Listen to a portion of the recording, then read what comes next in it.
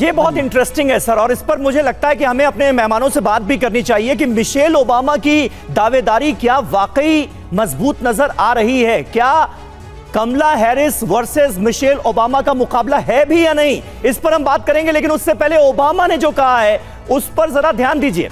Barack Obama ने Joe Biden की तारीफ की है। बाइडेन सबसे ऊपर अमेरिका को मानते हैं, देश को ऊपर रखते हैं। बाइडेन कहते हैं हम सबसे ऊपर अमेरिका को रखते हैं। बराक ओबामा ने जिस तरह से तारीफ की है जो बाइडेन की, उस पर भी ध्यान दीजिए।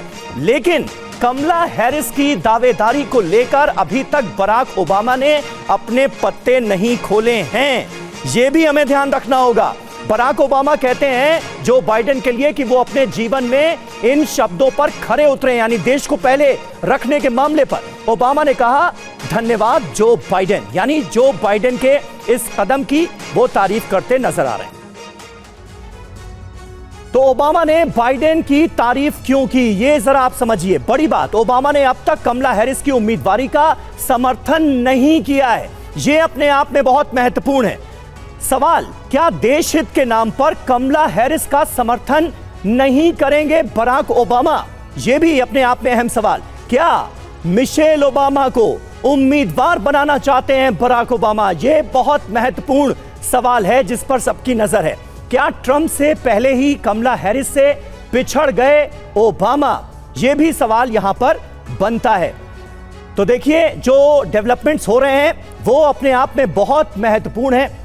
हमारे साथ तमाम खास मेहमान भी मौजूद हैं, उनका भी हम रुख करेंगे। लेकिन सवाल तो कई हैं। कमला हैरिस वर्सेस मिशेल ओबामा, यह मुकाबला बनता हुआ नजर आ रहा है क्या?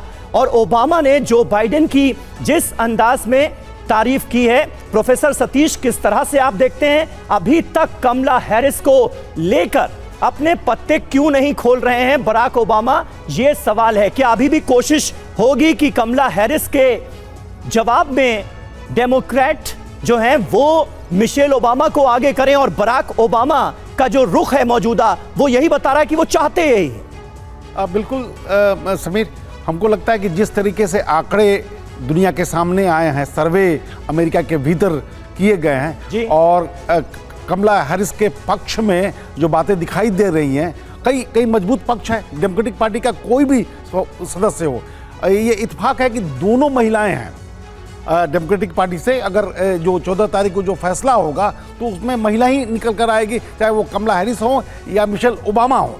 ये भी हम सभी जानते हैं कि अमेरिका में अभी तक कोई भी महिला राष्ट्रपति नहीं बन पाया है। तो ये एक महत्वपूर्ण चुनौती है।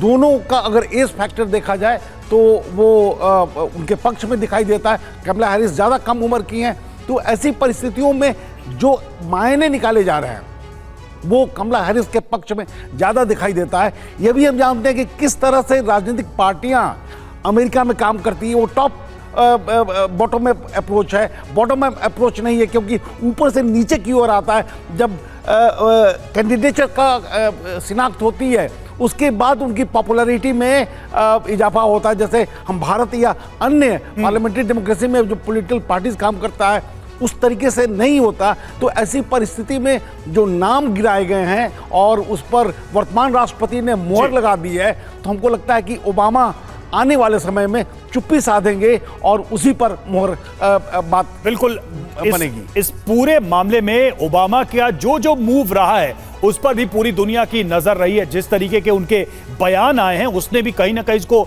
बहुत हद तक प्रभावित किया है। देखना होगा कि आगे क्या वाकई में वो इस पूरे प्रोसेस में कोई बड़ा फैक्टर साबित होंगे, प्रभावित करते हैं इसको कि नहीं। और देखिए, कमला हैरिस का ट्रंप पर पलटवार। अपनी पहली रैली में ट्रंप पर हमला किया। ट्रंप जीते तो संविधान खत्म कर देंगे, कमला हैरिस ने कहा। ट्रंप अमेरिका को पीछे ले जाना चाहते हैं।